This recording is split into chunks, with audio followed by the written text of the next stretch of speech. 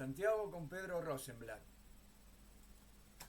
La lista de La Libertad Avanza y en este orden, en un orden claro y conciso. Es una lista de narcos, representada por Spert. Es una lista de decadencia de la imagen de mujer, representada por Karen Reicher. Y de un chorro que se financió con Cositorto, que es Santilli. Entonces, la ¿A verdad que... Santilli lo financió Cositorto? Sí, confesado por Cositorto desde la cárcel y diciendo cuánta plata le dio. Entonces, la verdad que si vos me tenés que decir quién es mejor candidato, yo te diría que es el Tren Fantasma y que es una asociación ilícita, no una lista electoral. Claro. Entonces, Se discutió durante todo el año, y es una discusión que todavía perdura, se va a saldar el domingo, si estuvo bien el desdoblamiento o no estuvo bien el estuvo desdoblamiento. espectacular. El argumento que dice que no estuvo bien es que ordenó el voto antiperonista y que quizás mucha gente, sabiendo que el 7 de septiembre el peronismo ganó por un margen tan amplio, ahora en octubre se va a ordenar detrás de la opción más antiperonista, que es obviamente La Libertad Avanza con el PRO. No es cierto. Si hubiera habido una interna, yo no estaría yendo con mis diputados al Congreso y estaríamos todos juntos, aunque hubiéramos perdido, acompañando a quien nos ganara. Cuando vos no democratizás el orden de una lista y elegís lo que se te canta, como a vos se te canta en la cama de tu casa, generás dispersión. ¿Estuvo bien el desdoblamiento, Por para vos? supuesto, lo que está mal es no armar listas democráticamente y dejar que compitan todos los espacios para que se ordene. Si yo iba a una interna y en esa interna participaban la otra lista que está enfrente y participaba otra más y otra más y otra más y perdíamos y acompañábamos. Una interna partidaria, no una PASO. Una interna de un frente, porque no podemos ir a una interna con el padrón del PJ que está totalmente contaminado. Vos decís, a ver, todos los que tienen sus partidos y se consideran parte del movimiento peronista, hagamos una interna y el que pierde acompaña, punto. No vas a la elección igual porque perdiste. Ahora, si vos no ordenás de esa manera, yo no tengo por qué ir atrás de lo que se le antojó a Cristina, es un problema de Cristina. Santiago, me interesa más allá del politizado, el peronista, el antiperonista, el radical, ¿con qué te encontraste en tus recorridas, en tus actividades, en tus actos, del que tiene una distancia un poco mayor con la política, del despolitizado, el desencantado? Hay desesperación porque nadie ve futuro. La palabra futuro pasó a ser nada más que una metáfora de otros tiempos de la Argentina. El presente es una mochila de plomo para la sociedad y la sociedad está aplastada frente a una realidad en la cual creyó que no iba a estar a esta altura, porque los que tuvieron alguna esperanza o tuvieron fe, que son valores religiosos, no políticos, creyeron que cambiando de collar iban a lograr llegar a hoy de mejor manera. La sociedad se bancó el 2024 como el año de esfuerzo, porque creían que el 2025 ya estábamos otra vez para cambiar el auto y irnos de vacaciones a Miami. Y se encontraron con esta pesadilla, con las mentiras, con que los que iban a cerrar el Banco Central está más vivo que nunca y más endeudado que nunca en la historia de la Argentina. Todo lo que les prometieron con respecto a la revolución de la libertad es falso. Entonces, la gente está decepcionada porque es ya un problema antisistémico. La gente se da cuenta que cambiando de collar no hay solución. Y el problema es que no ha habido debate. Si hay algo que tenemos que sacar de esta campaña es la ausencia absoluta del cruce de ideas. Hemos tenido que hacer monólogos, un disparate. No, nadie puso fecha, día y hora obligatoria para debatir, nadie. Ayer me crucé con Randazzo en un canal de internet y propuse que se quedara y salió corriendo. Muchachos, no es así. Hay que cruzarse, hay que poder defender las posiciones. Y la sociedad tiene derecho a escuchar qué opina Acuña de Randazzo, Randazzo de Acuña, cuál es la idea de uno, cuál es la idea de otro, y valorarla y mensurarla. Esto de monologar, de andar paseando por los canales, por los streams, y cada uno dice lo que quiere y el público escucha un monólogo, bueno, es mucho más difícil de contrastar. Y es mucho más fácil que les vuelvan a mentir. ¿Qué crees que es lo que más valora la sociedad argentina de la gestión de Milei?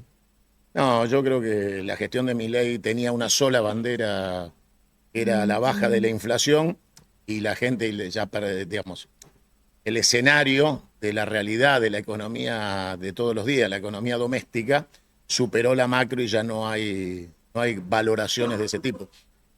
Había un economista que escribió un libro que decía, se llamaba Economía Doméstica. Bueno, eso supera todo. Cuando vos ya no podés llenar la ladera, todas las explicaciones macro que te quieran dar no sirven absolutamente para nada. O sea, este gobierno es un gobierno que te quiere decir que tenés una Ferrari en la cochera, de la cual debes las patentes de los últimos 30 años, no le pagás el seguro, no tiene combustible y no le podés cargar combustible, y tiene las 4 gomas pinchadas, pero tenés una Ferrari. Entonces, ¿De qué me sirve? es un macetero. Te saco un poco de la provincia de Buenos Aires para preguntarte cuál es tu análisis del panorama nacional, cómo lo ves al gobierno y al peronismo también en el resto de las provincias, en el norte, en la Patagonia, en la Pampa Húmeda. Todas las economías regionales están devastadas. Lo único que hay es extraccionismo. Entonces, vos no podés pensar una Argentina exportadora de commodities primarios, extraccionistas, como la minería o los hidrocarburos, y seguir con un modelo de exportación de poroto de soja. Eso es lo que está viviendo la Argentina. Cada vez se necesita menos trabajo de personas afectadas a la producción primaria, porque la industria agropecuaria cada vez necesita menos personas. Ujú. Valora mucho las gentilezas de este gobierno de haberle regalado 1.800 millones de dólares levantando las retenciones. O sea, tenés sectores que como nunca, grupos concentrados, monopólicos y oligopólicos, de oligopolios perfectos encima, se están quedando con todo y aumenta, obviamente, la disparidad con los sectores que ya entran en la indigencia, no en la pobreza. Y eso se ve en todas las regiones, no es en una o en otra. Tenemos acuerdos con el Fondo Monetario y ahora también tenemos acuerdos con la Secretaría del Tesoro. ¿Cuáles son las diferencias entre esos acuerdos y cómo tiene que responder el próximo gobierno frente a estos compromisos? Mirá, vos llamás acuerdos a algo que no lo son. Nunca en la historia el árbol meó al perro, con lo cual vos no hacés ningún acuerdo con nadie. Llamaron al árbol a Washington para mearlo y viajaron. No hay ningún acuerdo, hay una imposición imperial y a un gobierno de ocupación que firma como escribanía los dictámenes que le da Trump desde Estados Unidos. No hay acuerdo. El acuerdo es entre partes. Y claramente Estados Unidos sabe que la Argentina es un país de los más hostiles al imperialismo norteamericano, con lo cual saben que con nosotros no tienen ningún acuerdo de nada, que tienen un gobierno de intervención y que ese gobierno de intervención lo tienen que sostener como sea para que esa virome siga funcionando hasta que cumplan sus objetivos. Si son permanentes o transitorios lo sabe solo Trump, porque ustedes saben también que Trump no es el tipo más querido en Estados Unidos, con lo cual sus estrategias son aceleradas porque no sabe si gana las elecciones intermedias. Entonces también acelera Trump en su estrategia de mediano o largo plazo geopolítica para cumplir sus objetivos. Y la Argentina es eso, nada más que el árbol donde mea el perro. Hasta lo sabe solo Trump, es el reel, Sofía. Es el reel de esta charla. ¿Cómo lo ves a Trump? Complicado y enredado en su propio mundo, tiene una visión sesgada y absolutamente individual. Hace pocas horas el gobernador de California, bien a lo Cunio, le contestó cuando lo amenazó con cortarle el suministro de recursos federales y el gobernador de California le dijo: no se haga problema, total, si yo no le mando los impuestos usted no me va a poder mandar nada igual. Porque allá funciona el sistema confederado. Entonces, ¿quién recauda los impuestos en Estados Unidos? Los estados. Entonces el gobernador de California le hizo recordar que él no tiene plata si él no le manda la plata. Y ahí se puso bravo el tema porque obviamente hay un desgaste de la relación con los gobernadores de los estados, fuerte. De los estados federales, digamos. Sí, claro. A ver, Lo que serían las provincias. La confederación más grande del mundo son los Estados Unidos de Norteamérica. Por eso se llaman Estados Unidos, que es el sinónimo de confederación. Repito esto para que se entienda. Perdió el sur, perdió el general Lee, ganó el norte, y cuando fueron a anexar el sur, que lo anexaron tal cual estaba, o sea, el vencido fue incorporado a la Unión, no se llamó confederación porque los derrotados se llamaban confederados. Entonces quedó el sinónimo, unión de estados y todos adentro.